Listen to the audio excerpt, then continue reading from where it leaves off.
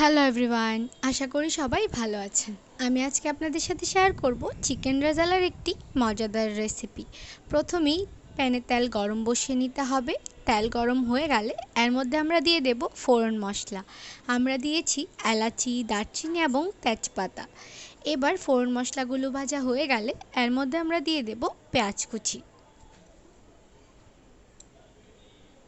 এবার পেঁয়াজ কুচিগুলোকে নেড়ে ভালো করে ভেজে নিতে হবে।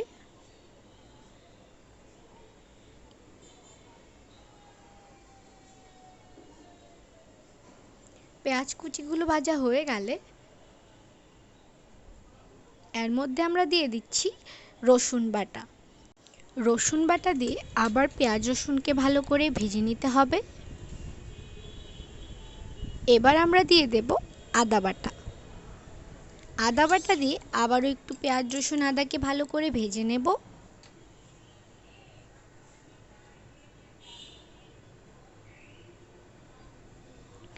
আমাদের পেঁয়াজ রসুন ভাজা হয়ে গেছে। এখন আমরা এর মধ্যে দিয়ে দেব লাল মরিচের গুঁড়ো। লাল মরিচের গুঁড়ো দিয়ে একটু পেঁয়াজের সাথে নেড়ে নিতে হবে। এরপর এর মধ্যে দিয়ে দেব জিরা বাটা।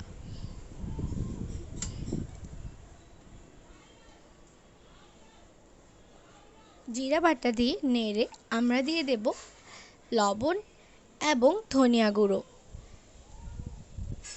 এবার মশলাগুলোকে ভালো করে নেড়ে দেব।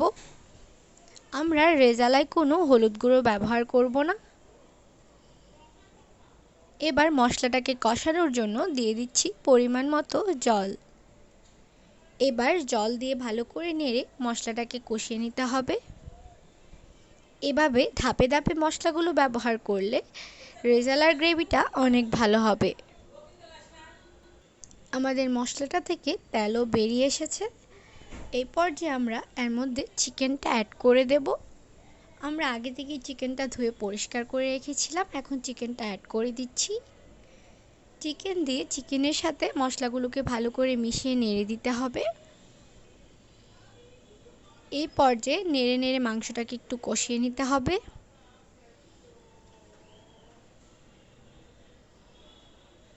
ভালো করে কিছুক্ষণ নেড়ে আমরা মাংসটাকে ঢেকে দেব।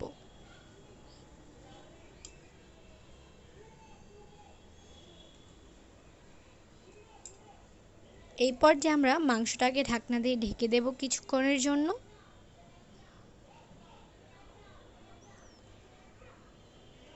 এভাবে খুলে মাংসটাকে ভালো করে নেড়ে দেব যেন নিচে দিয়ে লেগে না যায়।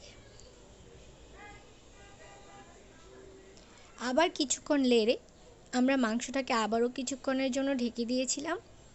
এই পর্যায়ে আমাদের মাংস থেকে প্রায় অনেকখানি জল বেরিয়ে এসেছে। এই জল দিয়ে আমাদের মাংসটাও প্রায় সেদ্ধ হয়ে গেছে।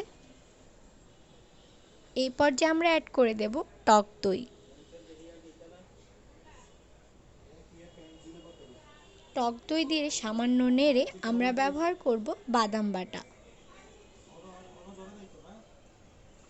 বাদাম বাটা এবং টক দইটা শেষে ব্যবহার করলে রেজালার টেস্ট অনেক ভালো আসবে।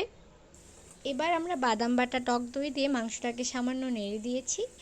এই পর্যায়ে আমরা ঝোলের জন্য ব্যবহার করছি লিকুইড দুধ। আমরা ঝোলের জন্য কোনো প্রকার জল ব্যবহার করব না, আমরা শুধু লিকুইড দুধটাই ব্যবহার করব।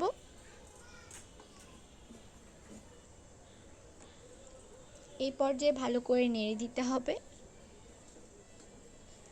এবং নেড়ে কিছুক্ষণের জন্য আমরা ঢেকে দেব। ঢেকে দেওয়ার ফলে বাদাম বাটা টক দইয়ের ফ্লেভারটা মাংসের সাথে মিশে যাবে।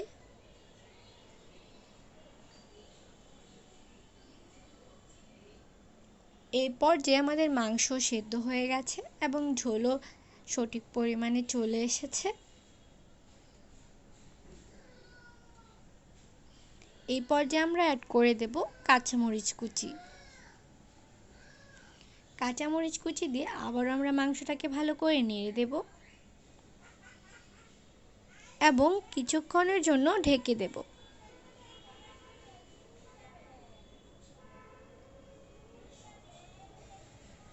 এই পর্যায়ে আমাদের মাংস প্রায় রেডি হয়ে গেছে। এই পর্যায়ে অবশ্যই আপনারা লবণটা চেক করে নেবেন।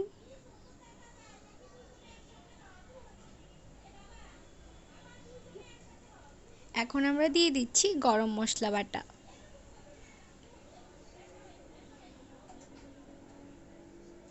গরম মশলা বাটা দিয়ে আবারও আমরা মাংসটাকে ভালো করে নেড়ে দেব এবং শেষে ব্যবহার করছি ঘি।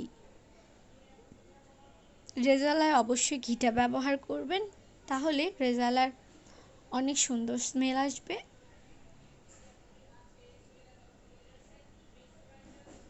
এই পর্যায়ে একটু নেড়েচেড়ে আমাদের মাংসটাকে নামিয়ে নেব। আমাদের চিকেন রেজালা এখন পরিবেশনের জন্য একদম তৈরি।